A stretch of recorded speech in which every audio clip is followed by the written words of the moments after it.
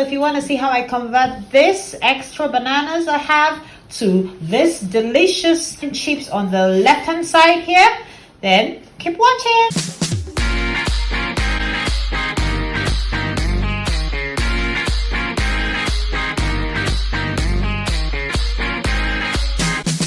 Hi, welcome back to our channel. As you can see from the title, this video is just a short one to show you how I use up some of my surplus bananas if I don't want it to go bad or go too ripe too quickly. So there are other ways that I use it apart from the usual banana cake, banana bread, banana things that I bake. And I'll show you how I do it. It's really easy and you can do it too if you like. So let's save the environment by reducing food waste and becoming food heroes. I like, for my own snack, the ones that are not too ripe, so I'll be using these ones for demonstration.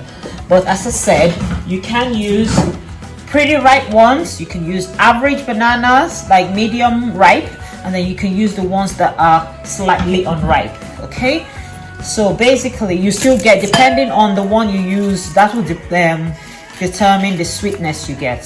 So you just peel the banana, obviously. Make sure your hands are nice and clean. I've just washed my hands. For this part, you can use a food processor or a slicer, an electric slicer if you have, or a manual slicer, but I don't bother with that because I'm very used to using my hands to slice things. But if you're not confident with using your hand and a knife, then don't do this because it can be tricky. But I've been used to it. So basically just slice your banana into very thin slices, okay? So that's what I do. I do it really quickly because I've been used to it. So you have to be very cautious. It has to be really thin, less than a millimeter thickness, okay? If you want to make it crispy. If you just want normal fried banana that's almost like dodo or fried plantain, then obviously make it thick. But yeah, that's what I do. So just carry on doing this. Oh, it's so thin that it's almost translucent. Some of them might end up being half because, as you can see, I'm going fast and I'm not a machine. But yeah, if you're using your slicer, you have equal sizes, but sometimes I get half or 3/4 size, but most of it is perfect actually. Make sure you subscribe to our channel if you're enjoying our videos, and let me know what kind of videos you like.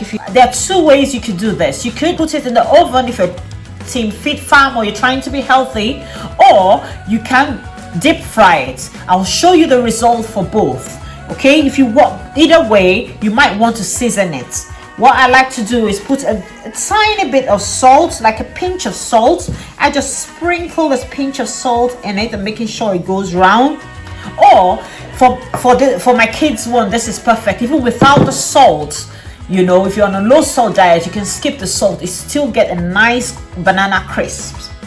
Otherwise, you can put the salt. And another way you can season it if you don't want to put salt is by putting ground ginger or paprika, smoked paprika, or even you can put ground pepper, like dry pepper if you blended it well, or black pepper. Okay, so this is one stage, and you can put this. And sometimes kids are a big squeamish when they see banana go brown. If you're going to put it in the oven, it might go black. So to avoid that, you might need to sprinkle a bit of lemon or lime juice on it. Okay, I'll just go ahead and fry some of this, and I'll show you how to do the oven one as well. Deep fry, so we need a lot of oil and a pan. Let's go over to the stove. So just make sure you put enough oil, like half of your pan. And to test that your oil is hot enough, you just throw one of the chips in there. If it rises up and bubbles, that's hot enough, but not too hot.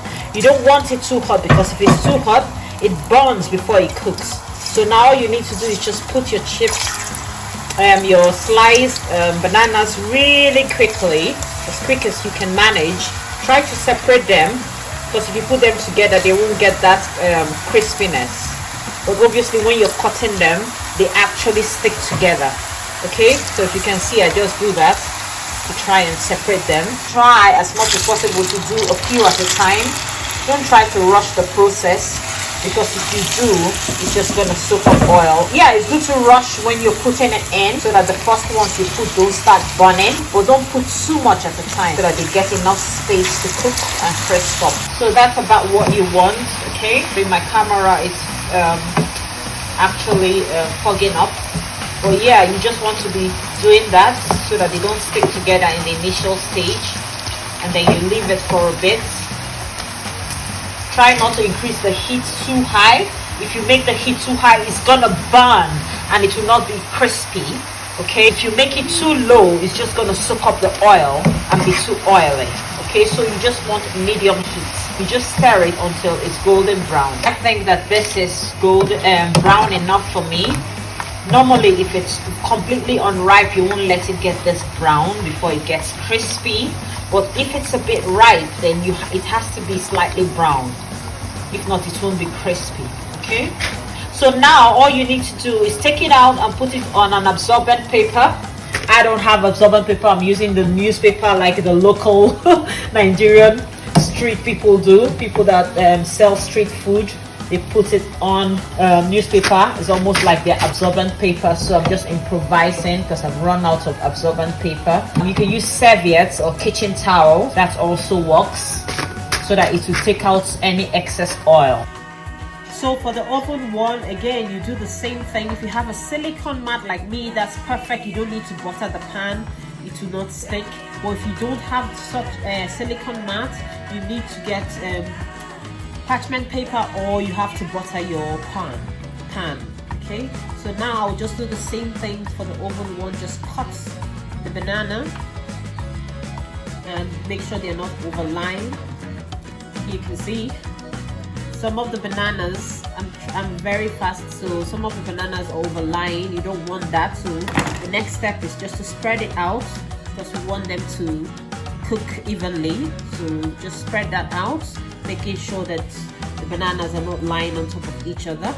And then the third step for this oven method is, this is optional. You could put some lemon on or lime on the banana just so that it doesn't turn black. Half a lemon, I'll just squeeze it into a ramekin. You can just any bowl, and then it's easier to use a brush. You can use your finger, but it's easier to just use a brush and brush it on the bananization. Makes the banana turn either brownish or blackish. If you don't mind the color, then you can skip this step.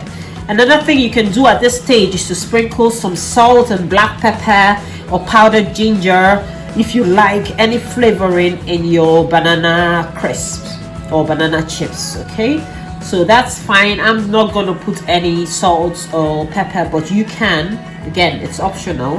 I have put in the ones I fried, but for this one I'm just going to leave out the salt. But this is the time, if you want to do that, it's just to sprinkle, and then you chuck it straight in the oven.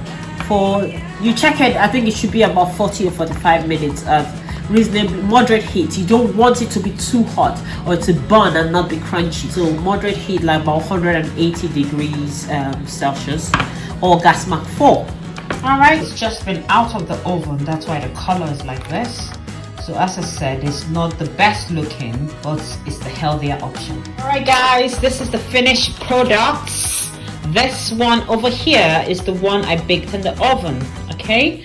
And this one here is the one I deep fried. You can see a clear difference. The oven one actually shrinked and looks a lot smaller and looks a lot darker, while the one that was deep fried still retained its size, but it's not as dark, even though there's some parts of it that are dark because it's ripe banana. Obviously, if you do unripe, then you get very light colors like this. Okay, so they both taste great, but obviously anything deep fried is tastier because it's more unhealthy. Unhealthy things tend to taste better.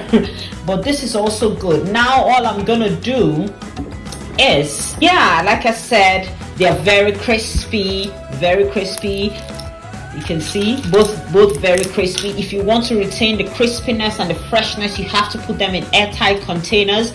You can use Ziploc freezer bags, things like that don't let any air in. Or if you want to put it in things like this, like if my kids want it for snack for school, I'll put little portions in here and they can take it to school. Or most probably I'll put most of them in big jars like this that are airtight, okay? And it can stay for months if you live by yourself, or if your kids are not as ravenous as mine. But yeah, they gobble it down really quickly, so it's not even going to last up to 3 or 4 days in my house. Try it out, it's quite nice. You can have this as a snack, or you can have it on your porridge, or on your with your cereal. Okay, if you're having things like wheatbix that is not so sweet, you can add a little bit of this. It will sweeten it, but it's natural sugar, okay, so it's healthy. Yeah, and your guts and your stomach and your waistline will thank me later. If you like this style of video where I just talk and show you the food as opposed to showing you my beautiful face, let me know. But I was just trying this out. So yeah, that's this video done. Please consider subscribing and share. Till next time, keep living, loving, and laughing. Bye.